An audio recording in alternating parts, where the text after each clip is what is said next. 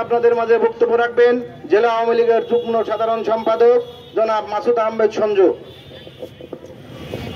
আজকে ঝিনাইদহ জেলা বিপ্লবী সাধারণ সম্পাদক সাইদুল করিম মিন্টুর এই অন্যায় করে গ্রেপ্তারের প্রতিবাদে আপনারা সবাই দেখছেন সারা ঝিনাইদহ উপজেলায় ইউনিয়নে ওয়ার্ডে প্রতিদিন বিক্ষোভ মিছিল হচ্ছে।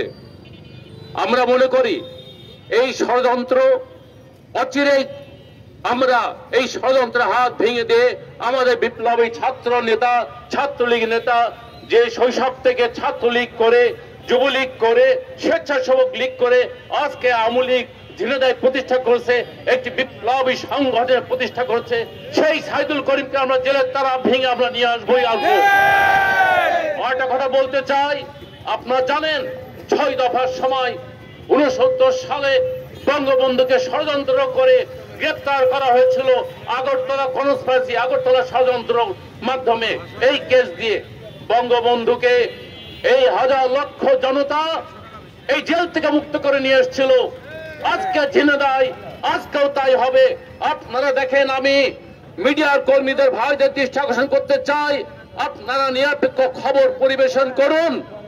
এই সাইদুল করিম মিন্টুর পক্ষে প্রতিদিন হাজার হাজার এই যে বিভিন্ন জায়গায় মিছিল হচ্ছে তাদের খবর আপনারা পরিবেশিত করুন। নিরপেক্ষতা আপনাদের কাছে আমরা প্রত্যাশা করি এই ষড়যন্ত্র ফাঁস হবে। আমরা বুঝতে পারছি কলকাতায় হত্যা হয়েছে, আজকে ঢাকায় নাকি শিমুল তার 2টো পাসপোর্ট পাওয়া গেছে। আমরা বুঝতে পারছি না কি ঘটছে। এই পুকুরে সুচ পাওয়া যায় মেটাল ডিটেক্টর দিয়ে, 3টে মোবাইলের কোনোটাই পাওয়া যায়নি। এমপি কন্যার কোনো বক্তব্য নেই। ষড়যন্ত্র কোন জায়গায় হচ্ছে? আমরা এই সিন্ডিকেট চোরাচালানি এইটাকে আমরা এক পাশে রেখে রাজনীতিকরণের বিরুদ্ধে আমরা রুখে দাঁড়াবো এবং সাইদুল করিমকে আমরা মুক্ত করে আনবো, আমাদের মধ্যে আনবো। এই বলে আমি শেষ করছি। জয় বাংলা, জয় বঙ্গবন্ধু।